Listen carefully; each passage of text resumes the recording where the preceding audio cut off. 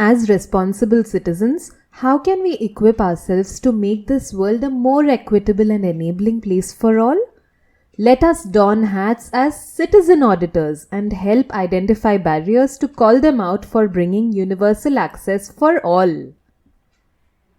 To be able to identify barriers in the built environment, put yourself in the shoes of persons with diverse abilities, empathize about their needs and specific requirements while moving through any public space. Is the width of a footpath enough for a wheelchair user to pass by along with opposite moving traffic? Are there obstructions that may hinder the movement of a visually impaired person? Are there tactile markers that may seem to be positioned incorrectly? Are signages universally designed for persons with hearing and vision impairments?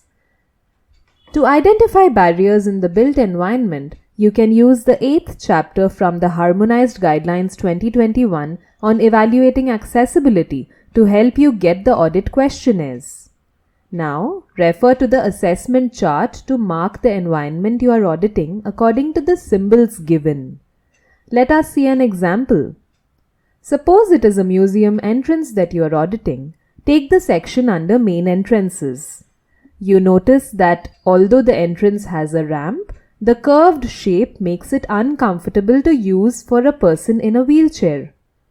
Although handrails are provided for the stairs, there is inadequate contrast at the stair edges, adding the risk of tripping for persons with low vision.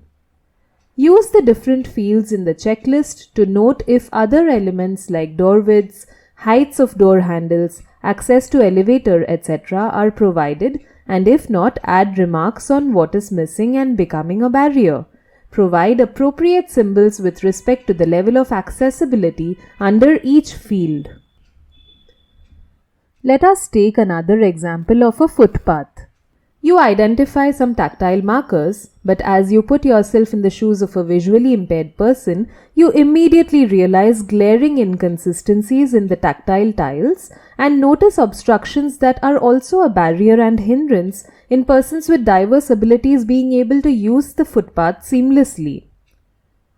You write down against the appropriate column the inconsistencies noticed, along with a photograph of the area concerned. Now that you have identified the barriers in an environment, what next?